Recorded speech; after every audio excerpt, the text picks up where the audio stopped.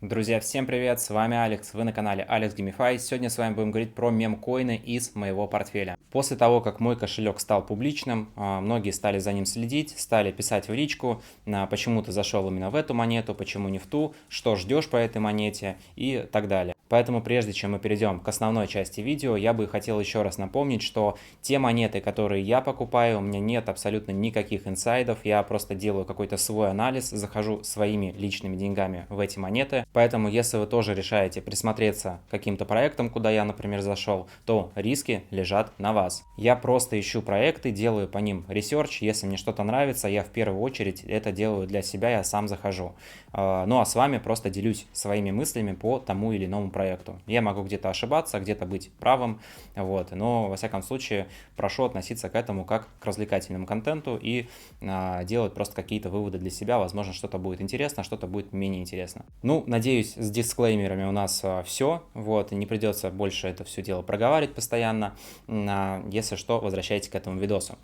В этом видео хотел бы с вами обсудить монетку VIF, потому что, как уже говорил, в личку пишут часто, по монетке MEH также пишут часто.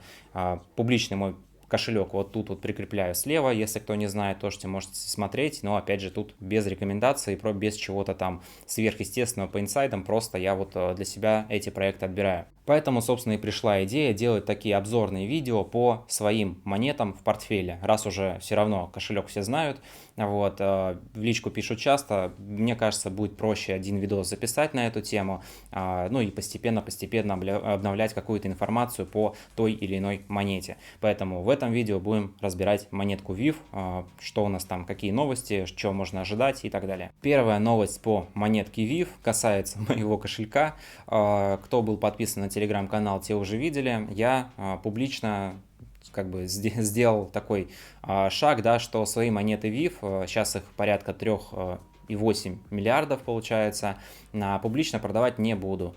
Ну, то есть до достижения капы 1 миллион. Дальше с меня какие-то обязательства публичные, да, снимаются. То есть по факту сейчас в моем кошельке ни одна монетка VIF не уйдет до того момента, пока капа не станет 1 миллион. Зачем я это сделал? Ну, на самом деле не знаю. Был какой-то комментарий, что типа вот, рекламил монетку, потом что-то решил чуть-чуть продать, вот, и как бы, считай, разгружаешься об комьюнити. Мне это дело, не знаю, немножечко задело, поэтому я, наверное, кто-то писал, что погорячился, кто-то еще что-то, но во всяком случае имеем, что имеем. У меня есть пост в телеграм-канале, где я написал, что до достижения миллиона капитализация ни одна монетка не уйдет. Ну, собственно, как говорится, скриньте, шерьте. Опять же, это не значит, что я там что-то знаю сверхъестественного, да, у меня есть какие-то мысли по этой монете, у меня есть какие-то идеи, как можно все это дело раскачать. Я накидываю там свои идеи на разработчикам, ну и плюс мы сами работаем в этом направлении, чтобы это все дело вертелось. Но так или иначе, опять же, это не какой-то типа, чуваки, я там свои бабки вложил, по-любому там продавать не буду, залетайте. Нет, это не про это, делайте свой ресерч сами, берите свои риски на себя. Вот, я лишь просто делюсь своими мыслями, как и чего, почему я делаю.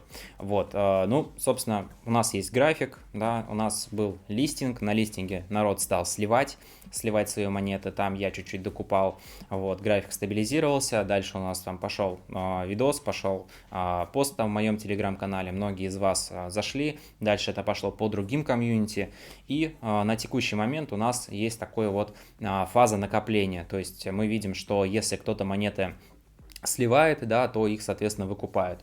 Ну и получается такой вот график, где идет смена рук. Вот недавняя свечка была, да, вот красная, такая одна из самых больших. Это выходил кит, если так можно сказать. Я посмотрел по кошельку, это был кошелек человека, кто заходил на пресейле еще. То есть человек занес свои тон, собрал пресейл и решил большую часть своих монет зафиксировать. Тем самым проект сейчас освободился минус 1 кит, и эти монеты распределились уже по другим рукам, да, которые зашли уже вот на текущей стадии. Соответственно, лить им в минус никакого смысла нет. Ну и текущий график, он сигнализирует о том, что вроде как бы нет никаких там супер новостей, от чего стоило бы расти, но и нет никакого-то там негатива. Если кто-то собирается выходить, то идет откуп. Ну, это вот как можно расшифровать текущий график, текущую сложившуюся ситуацию, что какое-то количество людей зашло в проект, кто-то вышел, кто-то зашел, и вот текущее среднее — это вот плюс-минус среднее людей, которые сейчас находятся в проекте. Но мы же с вами как бы за рост, за иксы и так далее. Как же нам все-таки достичь капу в миллион, вот, чтобы Алекс мог тоже чуть-чуть подливать в стакан и забирать свои честно вложенные. Давайте разбираться. Первое, собственно, от чего идет какой-то рост мемкоина, да, это надо сначала смотреть, на какой срок мемкоин строится. То есть бывают мемкоины, которые взлетают, падают и потом скатываются, ну так большая часть в основном идет. Вот. Твиф, мне кажется, будет топить до талого, до там выборов Трампа, вот, поэтому время там вполне еще вагон. И те моменты, на которые указываю, да, вот, что это все не схлопнется, как мне кажется, только это мое сугубо личное мнение, что команда подходит к делу именно с таким основательным подходом, если можно так сказать. То есть, что мы сейчас ждем? Ну, то, что я жду, например, да, это я жду выход других блогеров, так или иначе, без мемкоин, без медийной активности, ну, качать будет довольно сложно. Поэтому собственно, как у нас есть roadmap, да, это на сайте он указан, если кто не видел, можете чекнуть. Вот. Медийная активность, как всегда, это обычно вот и телеграм-каналы, YouTube-каналы, ну вот, собственно, выход блогеров в свет. Тогда монетки начинают говорить, монетку начинают обсуждать, смотреть, а кто там в комьюнити, а как чат вообще, какая активность в чате, кто сидит в чатах, что команда уже сделала. Ну, в общем, новые люди начинают присматриваться к этой монете. Также я очень жду комьюнити-бота. У нас он находится в фазе 1, то есть, я так понимаю, совсем-совсем скоро он у нас появится. Ну, комьюнити-бот — это история та же про рефералов. Опять же, появится какая-то реферальная ссылка, куда можно будет ее шерить. Да, у большего количества людей появится мотивация рассказывать о проекте, потому что мы сейчас с вами знаем, как рефералки залетают. То есть, и инфлюенсеры, которые прям топят за проект, которые просто о нем что-то слышали, у них у всех появится возможность поделиться реферальной своей ссылкой на проект, и придет новая аудитория уже и в соцсети, и начнет тоже как-то вливаться во всю эту движуху. NFT-коллекция, судя по тому, как сделана графика на сайте, судя по тому, какие нам стикеры вчера выкатили, крутые, графически анимированные, но мне кажется, NFT-коллекция будет тоже очень качественной, очень крутой и вкусной.